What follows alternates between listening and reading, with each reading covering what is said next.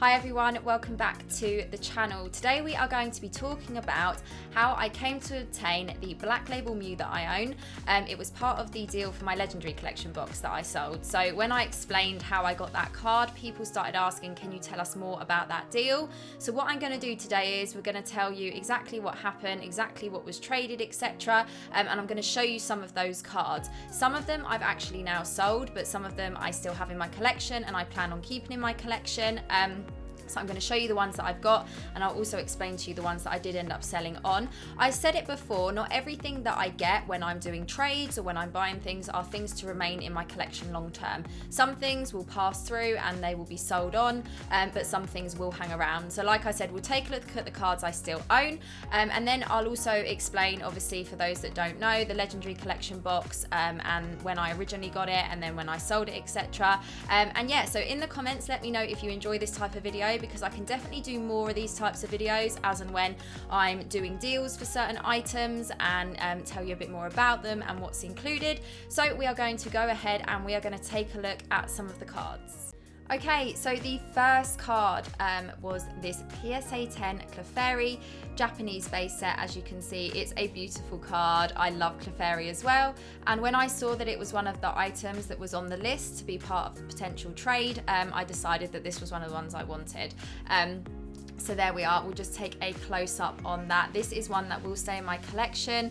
As I said, some items I'll get in and I'll sell them on, some I'll hold on to. I won't hold on to everything, but this is definitely one that will be remaining in my collection. It's a card that I wanted for a little while and I just never came across it at the right time, or I never really came across it in PSA 10 when I was looking for it, and that would have been one of the times when I would have wanted it. I didn't really want it raw, I wanted it already slabbed, and then when I saw, like I said, that it was part of the potential trade and in PSA 10, I decided to add that one to the list. So as we're going through all of these cards, in the comments let me know what you think, but we'll take a look on the back as well just so you can see it's got the pocket monsters back there. So there we go, that is card number 1. Moving on to card number 2, we have got a Beckett slab. Now, if you know me, have watched the channel for a while and follow me on Instagram, you will know that I don't own many Beckett slabs.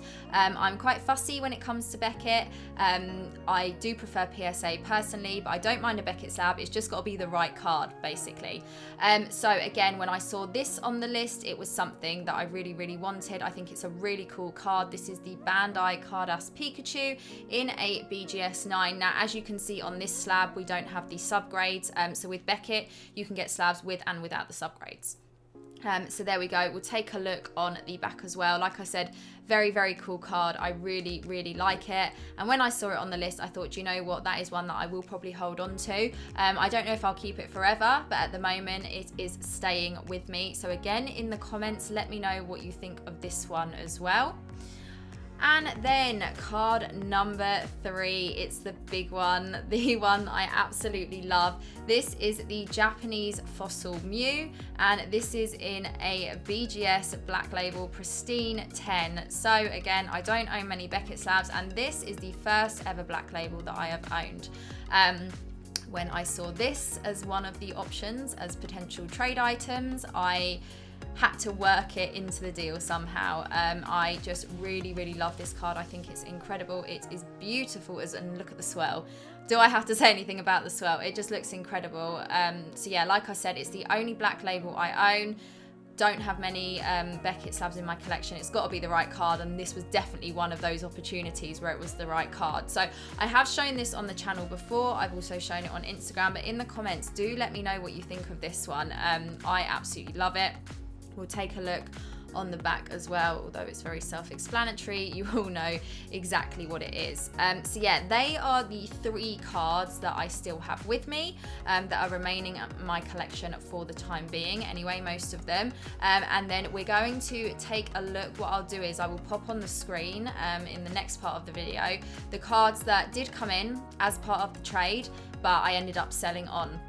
So as I've mentioned before, I'll mention it again, not everything that comes through me will stay with me. Some things will be sold on, some things I'll keep. But this one, I mean, I just love this. I don't know what your guys' opinion is on this one, but yeah, this is a real favorite of mine. So we'll do a quick recap on the 3 cards that I kept, and then we'll talk about the 2 that were part of the deal but I've now sold on. here is a little recap of the 3 cards I've just shown you. So we have the Clefairy here. In the middle, we have the Japanese Mew from Fossil, and then we have the Bandai Cardass Pikachu in a BGS 9. I nearly said PSA 9 there. So like I said, don't have many Beckett slabs in my collection. It kind of just has to be the right card for me, and kind of what I'm interested in at the time as well, which can chop and change. But these 2 were definitely something I was interested in when it came up for the potential trade. And then obviously the Clefairy I love, like I said, that will be staying in my collection. So right now in the comments, out of the 3, let me know what your favourite is, and let me know just what you think in general of these cards. Are these something that you would have in your collection? If so, yes, and if not, why? Tell me.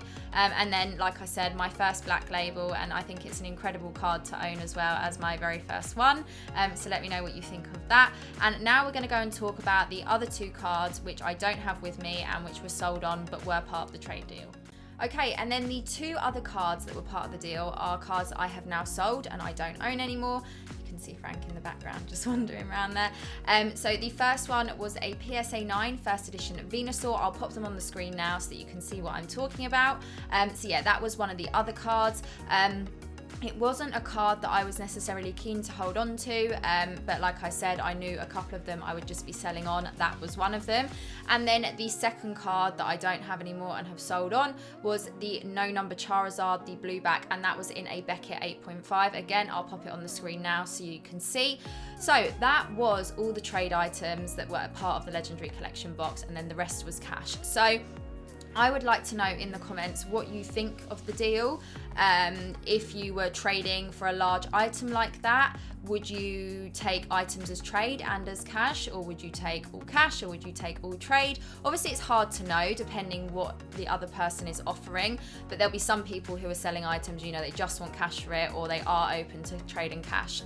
When it came to selling the Legendary Collection box, I was open to trade, but it was obviously going to be for certain items. Like I said, I got to see what items were available from the person I did the deal with, and because there were some really, really cool cards, I decided to take those and then do the rest as cash. But yeah, I think my favorite obviously is the Black Label Mew. It's a beautiful card. Like I said, it's Pop 1. It's the first black label that I've owned as well. So yeah, those are the few reasons and more as to why I took it as part of the deal. And like I said earlier in the video, when I'm doing these sorts of things, it's not always items that are going to remain in my collection. I'm not going to tell you, you know, everything I get in I keep, because I don't. Some things remain with me, some things don't, as you'll probably see from my ever-changing backdrop as well. So guys, there is the information with regards to the Legendary Collection box, and I will in the future at some point definitely get an LC box back, because as you all know, it's my favourite collection, it's my favourite set. And yeah, I just want to be able to own that box again, because the actual booster box itself, the Legendary Collection, is beautiful. So yeah, definitely want to get that back in the collection at some point, but that'll be further down the line, and I'll obviously let you guys know when that eventually happens. So if you haven't already, please hit that thumbs up.